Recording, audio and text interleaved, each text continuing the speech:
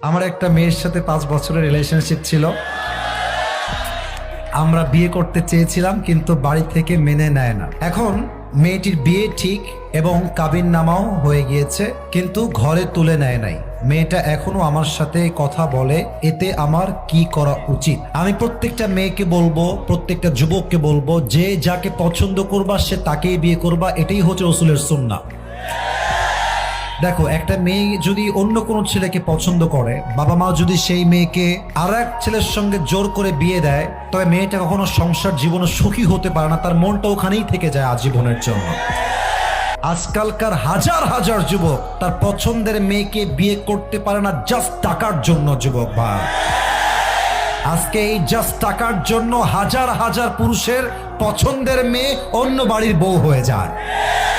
এজন্য আমি আমার প্রত্যেকটা মেয়ের বাবাকে বলবো, আপনার মেয়ের জামাই হিসেবে যার টাকা আছে হি ইজ নট বেস্ট, যার বাড়ি আছে হি ইজ নট বেস্ট, যার বিশাল বড় কোম্পানি আছে হি ইজ নট বেস্ট। আপনার মেয়ের জন্য সবচেয়ে বেস্ট হচ্ছে সেই যুবক যে রাসূলের সুন্নাহ অনুযায়ী জীবনকে গড়েছে। তো যেই যুবকটা প্রশ্ন করেছো যে বিয়ে হয়ে গেছে, সবকিছু ওকে হয়ে গেছে, আমি বলবো সোনামণি, এটা ভুলে যাও। নেক্সট বেটার অপশনকেই তুমি খেয়াল করার চেষ্টা করো। যা পেয়েছেন এটা আল্লাহর পক্ষ থেকে আসছে, আর যে ছেড়ে গেছেন আমার জন্য ছিলই না। যুবক ভাইরা, এজন্য আমি বলবো দুনিয়াতে মেয়ে মাত্র একটাই নাই রে বাবা, আরো আছে, আরো আছে।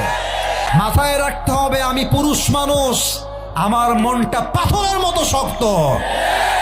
এই পাথরে আঘাত করা যায়, বাট এটাকে ভেঙে দেওয়া যায় না। যুবক ভাই, অতএব যেই মেয়ে তোমাকে ছেড়ে আর এক ছেলেকে বিয়ে করে ফেলেছে, ওইটা ভুলে যাও, ওইটা বাদ দিয়ে দাও।